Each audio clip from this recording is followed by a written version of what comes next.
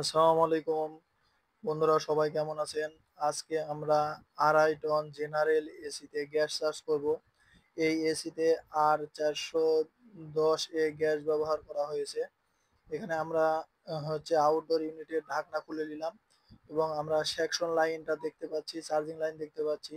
এখন চার্জিং লাইনের উপরের ক্যাপটা খুলে নিব, ডেড ক্যাপটা খুলে নিব। এখন দেখা যাচ্ছে যে এসির আউটডোর ইউনিটের গায়ে আমাদের 410 রিফ্রিজারেন্ট লেখা আছে। এখন আমরা হচ্ছে চার্জিং লাইনে ডাবল গেজ ম্যানিফোল্ডের লো প্রেসার গেজের লাইনটা লাগিয়ে নিব।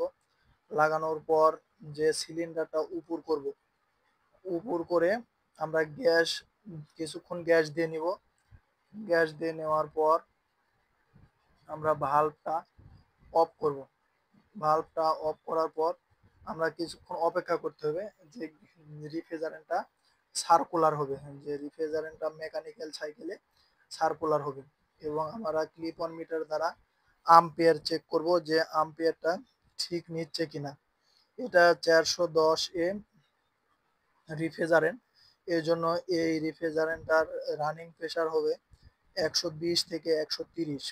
যখন আমাদের ডবল গেজ ম্যানিফোল্ডের রানিং প্রেসার 120 থেকে 130 শো করবে, তখন আমরা গ্যাস দেওয়া অফ করে দিব।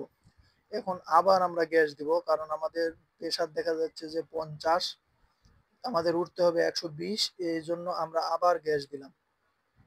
গ্যাস দেওয়ার পর আমাদের ডবল গেজ ম্যানিফোল্ডটা চেক করতে হবে। ডবল গেজ ম্যানিফোল্ডটা আমরা চেক করলাম। চেক করার পর কিছুক্ষণ গ্যাস দেওয়ার পর আবার আমরা অফ করে দিব। অফ করে দেওয়ার পর দেখতে হবে যে আমাদের প্রেসার আছে কত, গ্যাসের প্রেসার এখন কত আছে। আমাদের এই গ্যাসের রানিং প্রেসার হবে 120 থেকে 130।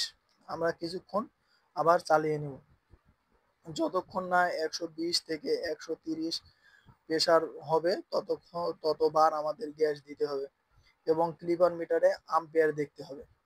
আবার আউটডোর ইউনিটের যে গরম বাতাস দেখার মাধ্যমে আমরা বুঝতে পারবো যে গ্যাস চার্জ হয়েছে। যদি আউটডোর ইউনিটের গরম বাতাস বের হয় এবং সেকশন লাইন ঘামে, তাহলে আমরা বুঝতে পারবো গ্যাস চার্জ হয়েছে। আমরা আবার গ্যাস দিব। আবার কিছুক্ষণ যে সিলিন্ডার উপর করে গ্যাস দেওয়ার পর আমরা ডাবল গেজ ম্যানিফোল্ড অফ করব। অফ করার পর আমরা কিছুক্ষণ ওয়েট করব যে আমাদের চার্জিং লাইন এবং সেকশন লাইন হালকা ঘাম ঘাম হচ্ছে কিনা। যদি চার্জিং লাইন এবং সেকশন লাইন যদি ঘাম ঘাম হয়, তাহলে আমরা বুঝবো যে আমাদের গ্যাস চার্জ হয়েছে।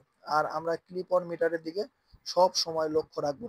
এটা হচ্ছে 2.5 টন এসি, প্রায় 2.5 কেজির মতো গ্যাস লাগবে এই এসিতে।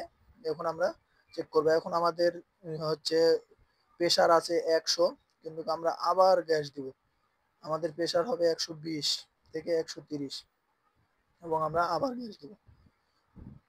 এখন কি গ্যাস অফ করব এবং কিছুক্ষণ দেখবো যে রানিং প্রেসার কত আছে। যখন আমাদের রানিং প্রেসার 120 থেকে 130 হবে, তখন আমাদের গ্যাস চার্জ ওকে। আমাদের রানিং প্রেসার 130 হয়ে গেছে, এই জন্য আমাদের গ্যাস চার্জ